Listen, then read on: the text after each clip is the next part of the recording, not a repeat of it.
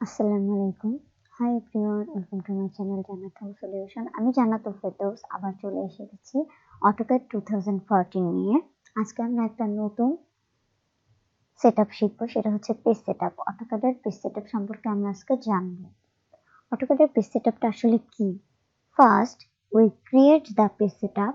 Page setup has the information such as page size, print scale, and plot style. Page setup allows you to save the setting and you don't have to change the setting each time you create a layout. Page setupটা হচ্ছে আমাদের একটা নতুন layout তৈরি করে।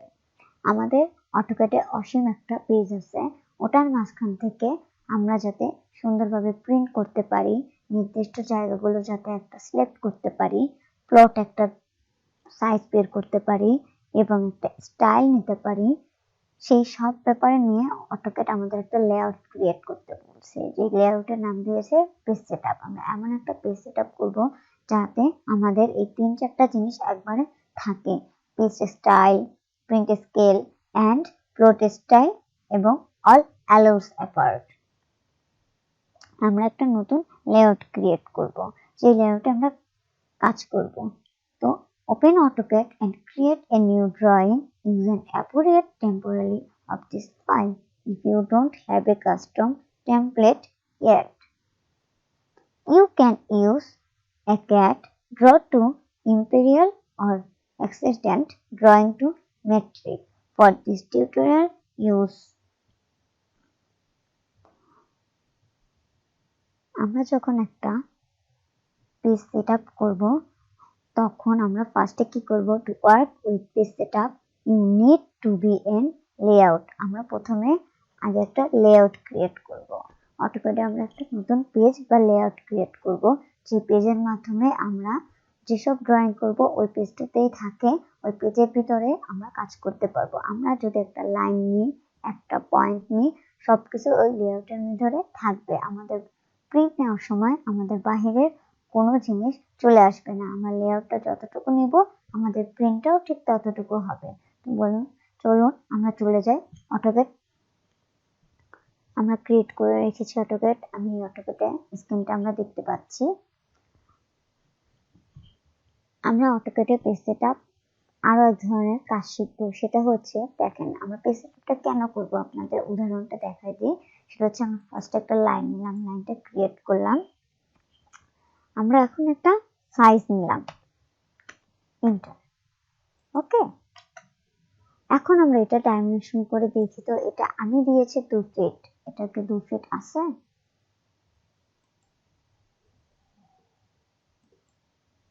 এটা কি 2 fit আছে? না।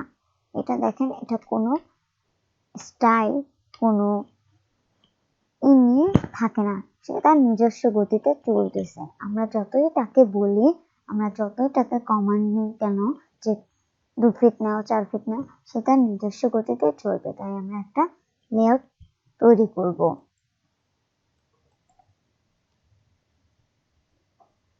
হ্যাঁ, আমরা ফার্স্টে চলে এসেছি হচ্ছে, এখন আমরা একটা লাইন ক্রিয়েট করব। আমরা ফার্স্টে লাইনে যাব, লাইনে গিয়ে আমরা একটা ফার্স্টে একটা সেট। এখন আমরা ডাইমেনশন দিয়ে দেখবো, এই যে 2 ফিটটা আমরা নিয়েছি, সেটাকে আমাদের 2 ফিট আমরা কিন্তু নিয়েছি, কিন্তু এটা কোনো একটা তার নির্ধারণ মতো এটা কাউন্ট করে।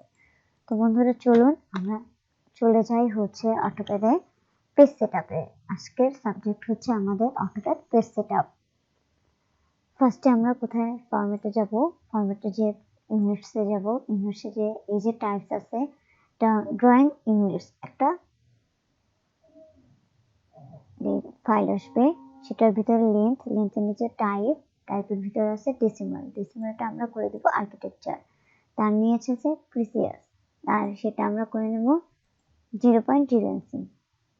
রাইট সাইডে আছে হচ্ছে আমাদের ককওয়াইজটা ক্লিক দিব, সব ঠিক আছে, ওকে। আমাদের ইউনিটস করা শেষ।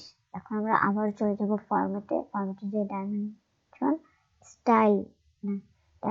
স্টাইল নামে হচ্ছে একটা ইয়েস, এটার ভিতরে আমরা ক্লিক করব। এখানে আবার আমাদের একটা পেজ সেটআপ হয়ে গিয়েছে।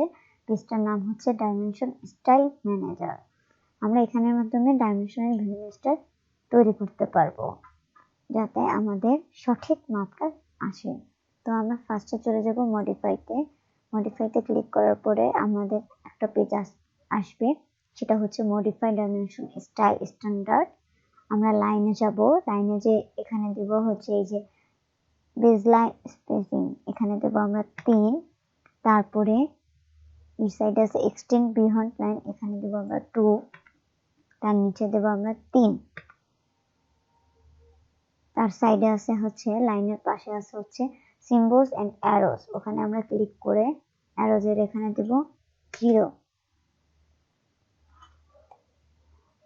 আমরা 0 দিয়ে দেব।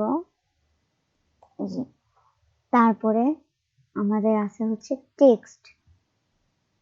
টেক্সটে ক্লিক, স্ট্যান্ডার্ডে এই যে 3 ডট আছে ওখানে ক্লিক করব।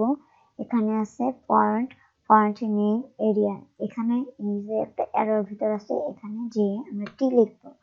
টিতে আমাদের প্রথমটা তহমা, তহমা আসবে। আমরা তহমাতে সিলেক্ট করব। তারপর আমরা হাইটটা আছে, আমরা হাইটে দেব 10।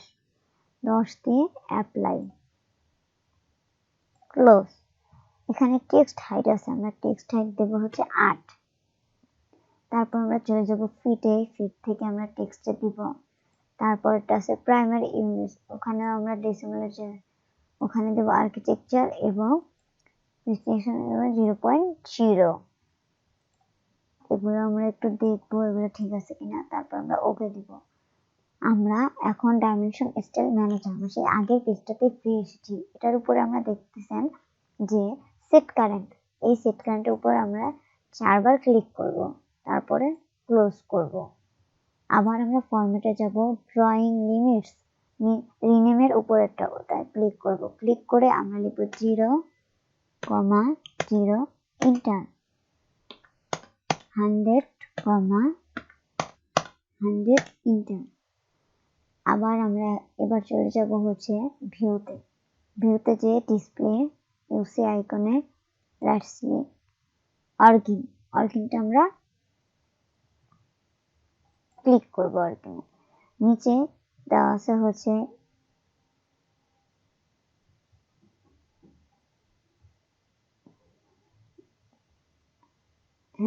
ডাইনামিক 90 এখান থেকে আমরা ডিসপ্লেতে যাব।